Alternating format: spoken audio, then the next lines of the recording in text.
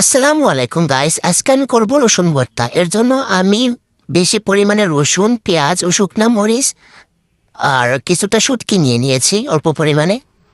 এরপরে সবগুলোকে এইভাবে তুড়ি মেরে কেটে নিতে হবে। এরপরে কড়াইতে সাদা তেল দিয়ে দিতে হবে। এরপরে খোসা ছাড়ানো রসুনগুলো তেলে দিয়ে দিতে হবে। ভালো করে লাল লাল করে ভেজে নিতে হবে। এই রসুন ভর্তাটা যে এত স্বাদ, একদম অতুলনীয় স্বাদ, যার কোনো তুলনাই হয় না।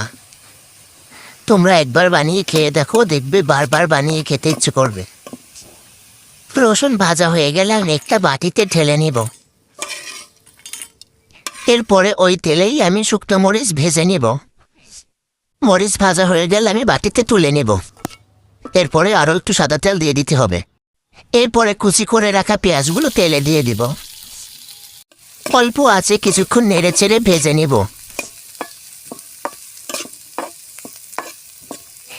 এরপরে ভাজতে ভাজতে যখন লাল লাল হয়ে যাবে তখন একটা বাটিতে তুলে নেব। এরপরে সিদ্ধ করা শুটকি মাছ তেলে দিয়ে দেব।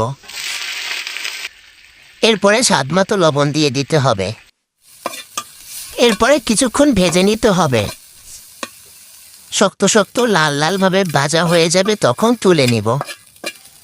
এরপরে ভেজে রাখা শুকনো মরিচ, ভেজে রাখা শুটকি মাছ শিলপাটায় বেটে নেব। এরপরে ভেজে রাখা রসুনগুলো বেটে নেব। শুকনো মরিচ, রসুন, শুটকি বাটা হয়ে গেলে ভেজে রাখা পেঁয়াজ কুচি দিয়ে সবগুলো একসাথে ভালোভাবে মাখিয়ে নিব। মাখা হয়ে গেলেই হয়ে যাবে অসাধারণ স্বাদের রসুন ভর্তা। এরকম আরও মজাদার মজাদার রেসিপি পেতে সাবস্ক্রাইব করে রাখো। কে কে এই রসুন ভর্তা বানিয়ে খেয়েছো বা বানাবে তারা অবশ্যই কমেন্ট বক্সে বলে যেও।